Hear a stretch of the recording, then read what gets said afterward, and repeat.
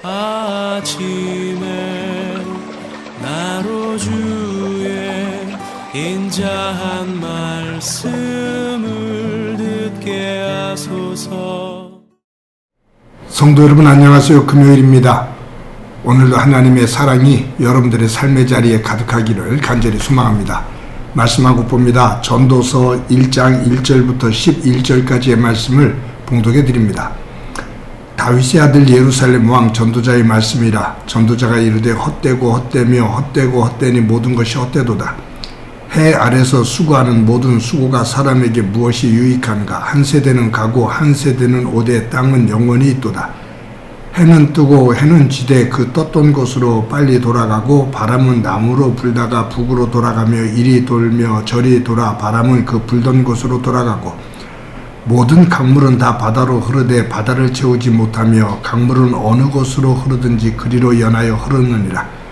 모든 만물이 피곤하다는 것을 사람이 말로 다 말할 수는 없나니 눈은 보아도 족함이 없고 귀는 들어도 가득 차지 아니하도다. 이미 있던 것이 후에 다시 있겠고 이미 한 일을 후에 다시 할지라. 해 아래에는 새 것이 없나니 무엇을 가리켜 이르기를 보라 이것이 새 것이라 할 것이 있으랴. 우리가 있기 오래전 세대들도 이미 있었느니라. 이전 세대들이 기억됨이 없으니 장래 세대도 그 후 세대들과 함께 기억됨이 없으리라. 아멘. 오늘부터 전도서 말씀을 가지고 큐티를 하게 됩니다. 큐티를 하면서 하나님의 지혜를 또 함께 배울 수 있는 그 지혜를 가지고 우리의 삶을 평탄하게 또 하나님 기뻐하시는 자리로 만들어가는 은혜가 있기를 소망합니다.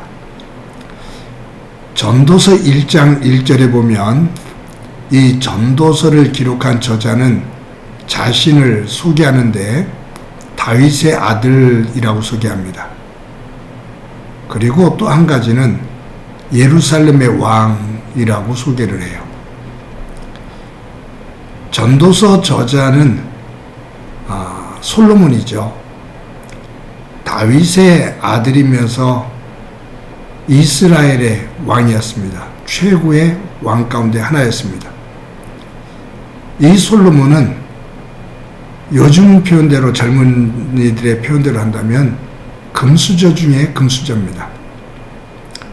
아버지 다윗의 후광을 입어서 왕이 되어지고 최고의 것들을 누릴 수 있었던 왕이었습니다. 무엇 하나 부러울 것이 없었던 세상 모든 사람들이 부귀영화를 부러워했는데 이 솔로몬의 부귀영화를 부러워했죠. 세상의 어느 왕도 이 솔로몬처럼 누린 사람이 없습니다. 그런데 이 솔로몬이 그러한 삶을 살고 노년이 되어 자신의 죽을 날이 임박해 오는 그 시점에서 자신의 인생을 돌이켜보면서 그 남들이 부러워하는 그 부귀영화, 살아왔던 세상의 자랑, 이 모든 것들이 시간 앞에서 인생의 끝자락에 서니 덧없는 것이다 라고 말을 해요. 헛되다 라고 말합니다. 여러분, 전도서에서 가장 많이 반복되는 단어가 뭔지 아십니까? 오늘 본문에도 여러 번 나오지만 해 아래서라는 단어입니다. 이 해 아래서라는 말은 계속해서 반복됩니다. 이 해 아래서 반복되어지는 모든 세상의 것들은 동일하게 흘러가는데 무엇 하나 선한 것이 없다 그 말이에요. 새로운 것이 없다 그 말이에요. 얼마 전이죠. 춘천에 레고 타운인가 하는 그것을 만들 때 땅을 받아보니까 2000년 전에 그 흔적들이, 사람이 살았던 흔적들이 나오는 그런 것들을 보죠. 우리 청계천 그거 만들 때도 600년 전 조선시대 때 있었던 그 흔적들이 그대로 있죠. 그런데 시간이 가면서 다 묻혀요. 누군가가 2000년 전에, 5000년 전에, 몇백 년 전에 살았던 그 흔적 위에 우리가 아무도 살지 않았던 것처럼 우리가 살고 있어요. 또 몇백 년, 몇천 년이 흘러가다 보면 우리가 살았던 그 흔적 위에 또 사람들이 자신들만 사는 것처럼 또 살게 돼요. 그런데 해 아래서 되어지는 모든 것들 가운데 새로운 것은 하나도 없다라는 말이에요. 솔로몬은 부귀영화를 누렸다고 그랬잖아요. 솔로몬이 개인적으로 거느린 병거가 1400대였다고 합니다. 고대 사회 속에서 어마어마한 거예요.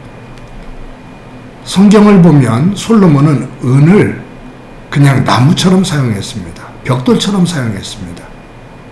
그가 다루는 건물에 있어서 은은 정말로 흔했습니다. 금도 마찬가지였고요. 그는 건물을 지을 때 은과 금을 마음껏 사용해서 건물을 지었습니다. 이 솔로몬의 그 어떤 향락을 즐겼던 모습을 대표적으로 보여주는 게 있죠. 성경에 보면 솔로몬의 아내가 700명이었다고 기록되어 있습니다. 또 첩이 300명입니다. 이거는 상상할 수 없는 일이죠. 한 남성이 700명의 아내와 300명의 첩을 거느려요. 이의 삶이 사실은 정상적인 삶이라고 할 수가 없어요. 그런 의미 속에서 솔로몬은 시작은 참 아름답게 하나님 안에서 시작했는데 그가 교만해지기 시작하면서 그가 세상 것을 누리는 그 과정, 그리고 세상의 권력을 쥐기 위해서 되었던 인간적인 방법들, 그런 것들은 나중에 가서 악할 대로 악해지는 모습이 나옵니다. 이스라엘이 남북으로 둘로 갈라지게 된 이유는 솔로몬이 악한 삶을 살았었기 때문이에요. 근데 뒤늦게서야 솔로몬이 그것을 깨달은 거죠. 돌아보면서 자신의 삶을 이 솔로몬은 뭐라고 말하냐면 헛되고 헛되며 헛되고 헛되니 모든 것이 헛되다라고 말해요. 여러분, 헛되다, 이 표현의 단어의 뜻이 뭐냐면 한겨울에 입김을 호하고 불면 입김이 금방 사라지잖아요. 그 의미예요. 불을 피울 때 연기가 오르죠. 그 연기를 잡으려고 아무리 손짓을 해도 연기가 눈에 보이기는 보이는데 잡히진 않아요. 그처럼 허망한 거다 그 말이에요. 솔로몬이 그 자신의 삶을 돌아보니 세상 사람들은 다 부러워했고 자기도 자랑하면서 살았는데 이제 인생의 끝자락에 와서 돌아보니 그것은 한겨울의 입김과 같다. 잡을 수 없는 연기와 같다. 그처럼 허망한 거다라는 말입니다. 솔로몬은 자기를 소개하면서 다윗의 아들 또 예루살렘의 왕이라고 소개를 하면서 마지막으로 또 하나의 그 언어로 표현하는 것이 있습니다. 그것이 뭐냐면 전도자라는 말입니다. 다윗의 아들, 예루살렘의 왕, 전도자의 말씀입니다. 솔로몬은 자신의 마지막을 전도자로 표현합니다. 인생을 살고 뒤에 끝자락에 서서 인생을 돌아보며 이 세상 것을 중심으로 자랑을 했는데 그 모든 것들이 허무하다는 것, 헛되다는 것, 그것을 깨닫고 그가 하나님을 새롭게 깨닫게 됩니다. 그래서 하나님 안에서 새롭게 깨달은 그 사실을 전하는, 도를 전하는, 진리를 전하는 전도자로 마지막에 선다 그 말이에요. 솔로몬이 전하는 것은 헛되고 헛되다라고 말하는 이것은 허무주의를 말하는 것이 아닙니다. 자신이 아기둥바기둥 살아왔던 그 모습, 자랑하면서 살아왔던 그것들이 그냥 덧없는 거다 그 말이에요.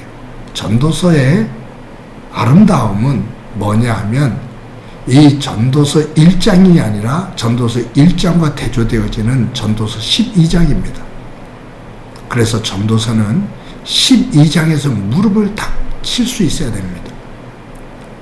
솔로몬이 인생의 해 아래에 있는 모든 것들이 헛되다라고 말하면서 솔로몬이 12장에서 이렇게 말해요.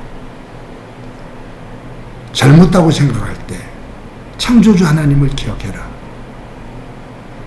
내가 너희들에게 하고 싶은 얘기를 다 했다. 하나님을 기억해라. 하나님을 경외하는 것이 인생의 본분이다. 마지막 우리가 삶을 살다가 마지막 순간을 맞을 때 그때 사람이 우리가 행한 선악간의 심판이 하나님 안에서 있다. 하나님을 경외하면서 살자.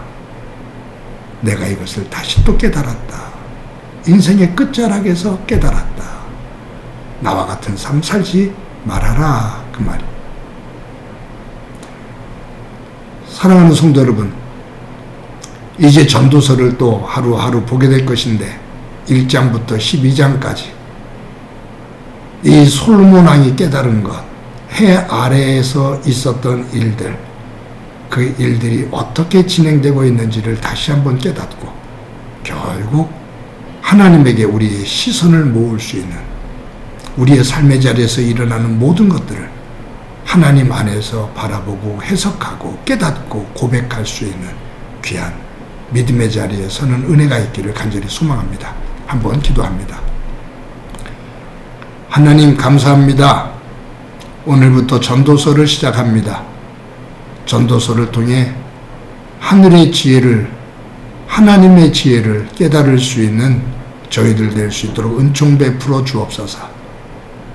인생의 끝자락에 서서 인생의 허무함을 노래했던 솔로몬의 뒤를 따라가지 않게 하시고 오늘도 순간순간 하나님을 경외하며 하나님의 사람으로 서는 저희들의 삶이 되게 하옵소서.